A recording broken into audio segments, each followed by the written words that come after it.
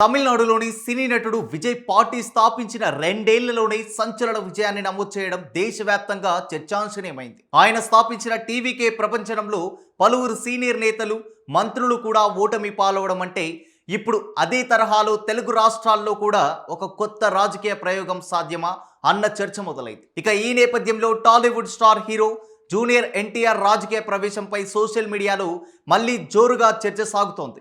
అభిమానులు భారీ ఎత్తున పోస్టులు చేస్తూ ఆయనకు ఉన్న ఫ్యాన్ ఫాలోయింగ్ దృష్ట్యా పార్టీ స్థాపిస్తే ఖచ్చితంగా భారీ విజయాలు సాధించవచ్చని అభిప్రాయపడుతున్నారు. కొందరైతే ఆయనకు తన తాత నందమూరి తారక రామారావు తరహాలోనే ప్రజాదరణ ఉందని పేర్కొంటున్నారు. ఇక తమిళనాడులోని విజయ్కి ఉన్న మాస్ ఇమేజ్, క్రేజ్ ఇతడిని రాజకీయాల్లోకి నడిపించాయి. అదే స్థాయిలో ఇటు తెలుగు రాష్ట్రాల్లో తిరుగులేని ప్రజాకర్షణ ఉన్న నాయకుడు తారక్ అని అభిమానుల నమ్మకం. తన తాత దివంగత నందమూరి తారక రామారావు స్థాపించిన తెలుగుదేశం పార్టీకి తారక్ సరైన వారసుడని, ఆయన రాజకీయాల్లోకి వచ్చి ఆ లెగసీని కాపాడాలని ఫ్యాన్స్ కోరుకుంటున్నారు. ఒకవేళ తారక్ రాజకీయాల్లోకి వస్తే విజయ్ కంటే పెద్ద స్థాయిలో ప్రభావం చూపుతారని భావిస్తున్నారు. ప్రస్తుతం ఆంధ్రప్రదేశ్లో తెలుగుదేశం పార్టీ కూటమి పార్టీలతో కలిసి అధికారంలోకి ఉంది. ఇక పార్టీ అధినేత నారా చంద్రబాబు నాయుడు నాయకత్వంలో ప్రభుత్వం కొనసాగుతుండగా భవిష్యత్తులో పార్టీ పగ్గాలు నారా లోకేష్కి అప్పగించే ప్రక్రియ కూడా ప్రారంభమైంది. ఇటీవల లోకేష్కు వర్కింగ్ ప్రెసిడెంట్ బాధ్యతలు ఇవ్వడం ఈ మార్పునకు సంకేతంగా భావిస్తున్నారు.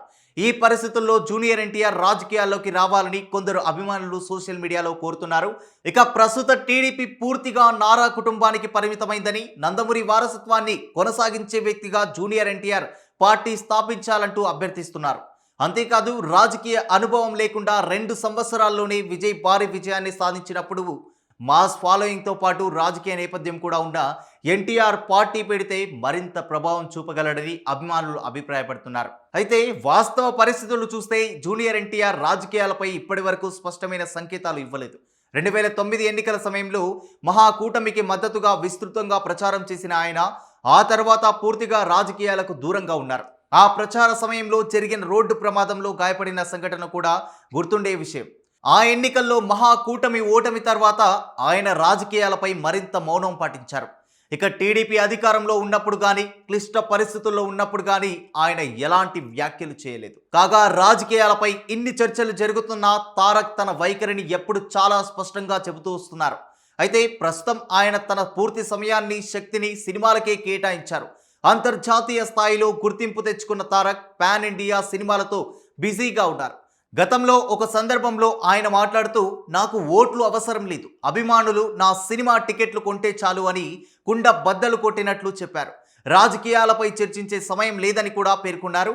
అయితే రాజకీయ నేపథ్యం ఉన్న కుటుంబం నుంచి వచ్చినప్పటికీ ప్రస్తుతానికి ఆయనకు పాలిటిక్స్లో వచ్చే ఉద్దేశం లేదని ఆయన మాటలను బట్టి అర్థమవుతుంది.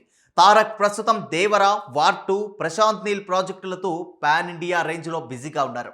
అయితే విజయ్ రాజకీయాల్లో సక్సెస్ అవ్వడం తెలుగు రాష్ట్రాల్లో ఒక కొత్త చర్చకు దారితీసింది.